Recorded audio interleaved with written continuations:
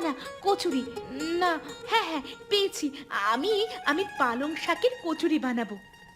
বাহ! পালং শাকের কচুরি? আমি এর আগে কখনো শুনিনি তো। এ এক ভিন্ন রকমের কচুরি হবে। বেশ, তুমি তাই করো। কাল থেকেই তুমি তোমার পালং শাকের কচুরি দোকান শুরু করে দাও। রাম, তুমি চম্পাকে যাবতীয় সরঞ্জামের ব্যবস্থা করে দিও। ধন্যবাদ দিদিমণি।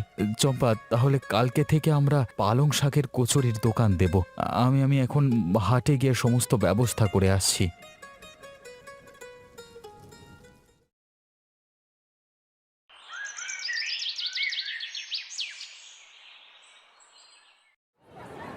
দিদি, আমি পাশের গ্রাম থেকে এসেছি। আপনার পালং শাকের কচুরির কথা অনেক শুনেছি, তাই আজকে চলে এলাম পালং শাকের কচুরি খেতে।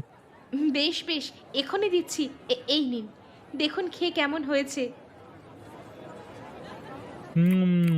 অসাধারণ, খুবই সুস্বাদু হয়েছে। যত না আপনার পালং শাকের কচুরি, কোনো কিছুর অভাব নেই। আমি সত্যি খুব ভাগ্যবান যে তোমার মতো একজন গৃহিণী পেয়েছি। শুধু কি আমার একার পরিশ্রম? তুমিও তো আমার পাশে সেই প্রথম দিন থেকে প্রতিটা পদক্ষেপে সাহায্য করেছো। কত কষ্ট করেছো বলো তো এই দোকানটা দাঁড় করাতে? আমিও নিজেকে খুব ভাগ্যবতী মনে করি যে তোমার মতো একজন স্বামীকে আমি পেয়েছি।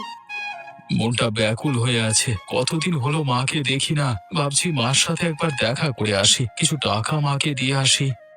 বেশ তো, তাহলে তুমি না হয় কাল ওই বাড়ি গিয়ে মাকে দেখে আসো। চম্পা, তুমি আমার সাথে যাবে না?